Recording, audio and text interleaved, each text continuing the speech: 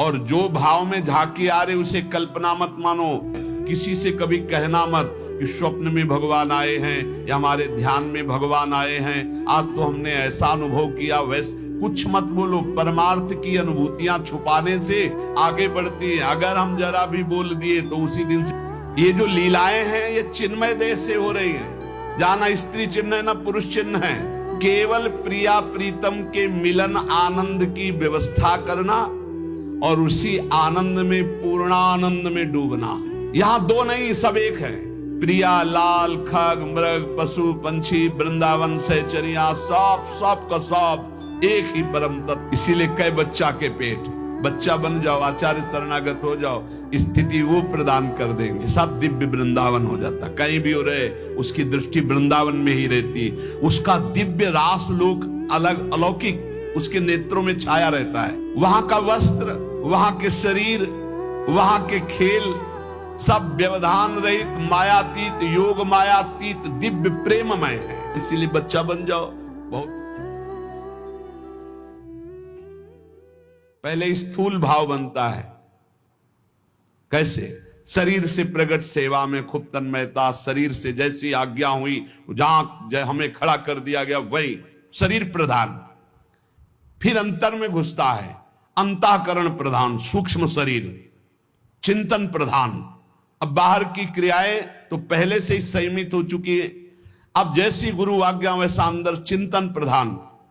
फिर कारण स्वभाव प्रधान हो गया, अब उसका स्वभाव बन गया भगवत लीला गाना, भगवत लीला सुनना, भगवत नाम जप करना, भगवत कीर्तन करना, भगवत सेवा करना।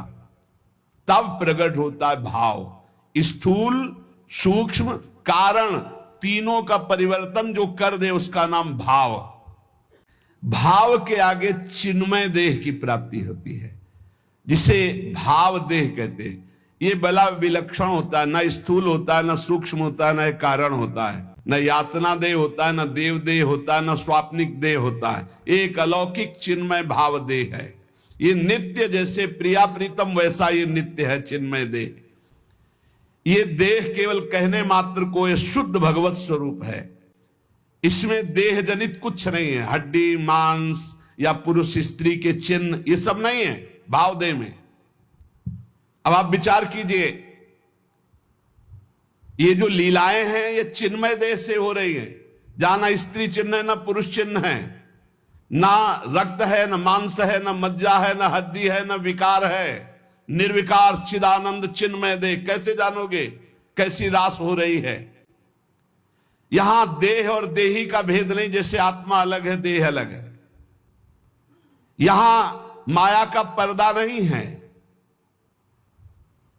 यहां बहिरंग प्रकृति का प्रवेश नहीं है, यहां अंतरंगा योग माया का भी प्रवेश नहीं है। यहां माया की चादर डालकर भगवान नहीं खेलते, यहां खुला खेल हो रहा है चिदानंद में। जैसे यहां तो माया की चादर पड़ी हुई, पहले देह फिर अंदर बैठा हुआ चिदानंद तत्व है, उसे कोई बिरला ज्ञानी जानता। समात्मा सुदुर्लभा वासुदेवा सर्वमिति। इस चिन्मय भावदेह की जब प्राप्ति होती है तो केवल प्रिया प्रीतम के मिलन आनंद की व्यवस्था करना और उसी आनंद में पूर्णानंद में डूबना। जैसी हरिवंश लाल ललना मिली तो हियो सिरावत मोर, चिदानंद भावदेह से चरी। इसमें जो चरम सुख है उसके आगे मोक्ष सुख कड़ुआ लगता है। यह रहस्य तभी खुलता है जब दिव्य लीला राज्य के भावरस में डूबे हुए किसी भावुक महापुरुष की शरणागति मिल जाए और उनकी बताई हुई उपासना के क्रम से स्थूल शरीर, सूक्ष्म शरीर, कारण शरीर तीनों से परे भाव, भाव से भी गाढ़ भाव दे चिदानंदमय की प्राप्ति, तब इस लीला में प्रवेश हुआ। प्रभु की प्राप्ति के अनेकों निश्चित मार्ग सत्य हैं जो मोक्ष प्रदान करते हैं, प्रेम भी प्रदान करते हैं, परंतु ये कुछ विलक्षण है। लीला संदोह में प्रवेश करने के लिए सखी भावापन्न होना ही पड़ेगा। देखो, जब नारद जी ने हट किया कि मुझे आपकी ब्रजलीला रास देखना है, तो उनको नारद जी से गोपी बनना पड़ा। अर्जुन जी को भी गोपी बनना पड़ा। भगवान शंकर जी ने जब चाहा तो इनको भी गोपी बनना पड़ा। लेकिन नवनिवृत्त निकुंज में तो सहचरी भाव के बिना प्रवेश। तीन गोपिन ते दुर्लभ माई, नित्य विहार सहज सुखदाई। यहां धाम, परिकर, खगमृग पशु पंछी, सब चिदानंद। यहां दो नहीं, सब एक है। प्रिया, लाल, खग, मृग, पशु पंछी, वृंदावन, सहचरिया, सब का सब एक ही परम तत्व, हित, प्रेम। प्रेम, ये प्रेम का वैभव। इस नित्य परिकर में भाव देह से सम्मिलित हुआ जाता है। भाव देह के बिना रास और विलास, ये परम गुह्य रहस्य है, इसे कोई नहीं जान सकता। ये तर्कों के द्वारा, विद्वता के द्वारा, शास्त्रों के द्वारा प्रमाणित नहीं किया जा सकता, क्योंकि जितने प्रमाण दोगे सब योग माया के अंतर्गत होंगे। योग मायातीत, पहले तो मायातीत, मलिन त्रिगुण माया, सतोगुण, रजोगुण, तमोगुण, फिर इससे भी विशुद्ध जो योग माया है, उसके ऊपर जब जाओ तब नवनिवृत्त निकुंज का रस। एक अलौकिक दिव्य धाम नवनिवृत्त निकुंज,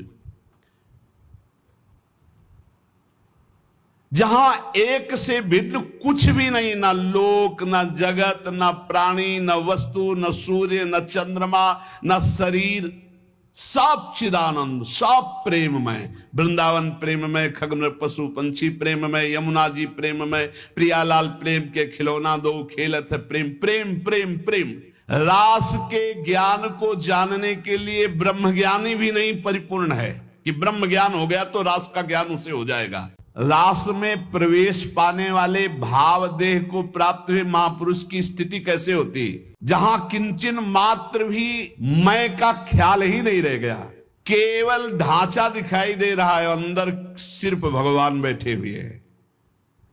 अब जो कुछ हो रहा है वो सिर्फ भगवान कर रहे हैं। ढांचा दिखाई दे रहा है व्यक्ति का, और अंदर बैठा है परमात्मा, वही सब कुछ करा रहा है। ये उस जो भाव देह को प्राप्त हो रहा है, किंचन मात्र हम नहीं रह गया, वो देख रहा है प्रभु करा रहे हैं। कौन अधिकारी है? बोले जिसका इस लोक में कोई भी नहीं है, अपनी ममता कहीं नहीं है, जगत में पूरे, ना कोई प्राणी पदार्थ में, यहां तक कि अपना भी अस्तित्व खो गया, वो रास का अधिकारी। इसीलिए कई बच्चा के पेट, बच्चा बन जाओ, आचार्य शरणागत हो जाओ, स्थिति वो प्रदान कर देंगे। श्री श्यामा श्याम की किंचित कृपा से रहस्य प्रकाशित होता है।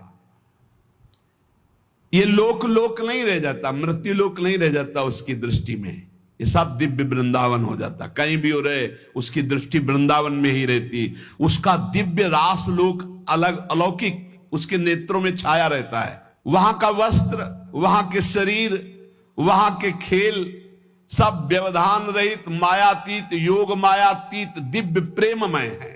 वस्त्र भी प्रेम के, वस्त्राभूषण भी प्रेममय।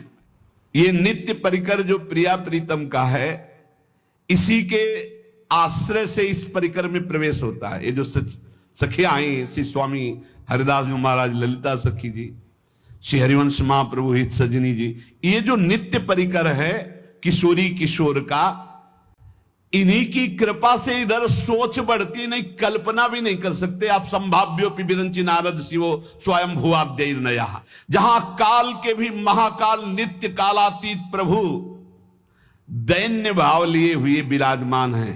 दैन्य भाव, बिना ब्रजरज का सेवन किए, बिना ब्रजरज उपासक रसिकों का संग किए, हम सोच भी नहीं सकते कैसे रास का क्या स्वरूप है। इसीलिए बच्चा बन जाओ, बहुत ऊंचे नहीं बन पाओगे, बच्चा बन जाओ। बड़े भाग्यशाली हैं अपने लोग जो प्रिया प्रीतम की बात कथन, ये सब महामहिम बातें ये सुनने को नहीं मिलेंगी। पूज्य भाई जी महाराज इसमें लिखे, आत्माराम श्री कृष्ण का आलिंगन आत्मा से होता, देह से नहीं। वो आत्मदेह स्वरूपा गोपांगनाएं थी। इसलिए प्रभु को जो रास विलास में तो कहा स्वप्रतिबिंब विभ्रमा, जैसे बालक अपने प्रतिबिंब से खेलता है। अर्थात सब श्री कृष्णमयी चिदानंद देहधारी गोपियां थी, कोई लौकिक स्त्रियां नहीं थी।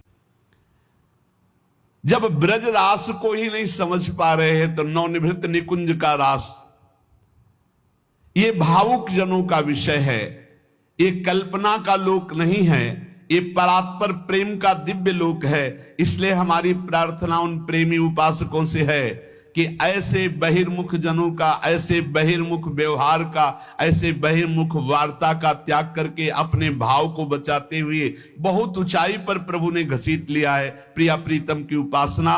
तो सिर्फ श्यामा श्याम का नाम, श्यामा श्याम की रूप, श्यामा श्याम की लीला, श्यामा श्याम के गुणों का गायन करते हुए संसार की, लोक परलोक की कोई परवाह न करते हुए, किसी की समालोचना का ये विषय नहीं, ये अपने हृदय के भाव का विषय है। तो जैसा आचार्य गुरुदेव ने उपदेश किया वैसा हम आगे बढ़ते रहे, निरंतर नाम जप करें और जो भाव में झांकी आ रहे उसे कल्पना मत मानो। बहुत रोमांचित हो कि प्रभु पधारे, प्रियालाल हमारे ध्यान में आ रहे, और जैसा तुम्हारा गाढ़ ध्यान होता जाए, किसी से कभी कहना मत कि स्वप्न में भगवान आए हैं या हमारे ध्यान में भगवान आए हैं, आज तो हमने ऐसा अनुभव किया, वैसे कुछ मत बोलो। परमार्थ की अनुभूतियां छुपाने से आगे बढ़ती हैं, अगर हम जरा भी बोल दिए तो उसी दिन से बंद हो जाएंगी।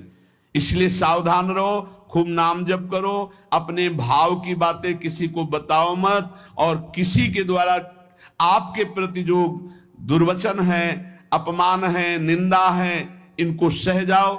जैसा रूखा सूखा मिले उससे उदर पोषण करो। यहां से जाना है, शरीर छोड़ना है, भगवत प्राप्ति करनी है, ये दृढ़ निश्चय रखो। शेष चर्चा आगे। श्री राधा वल्लभ लाल की।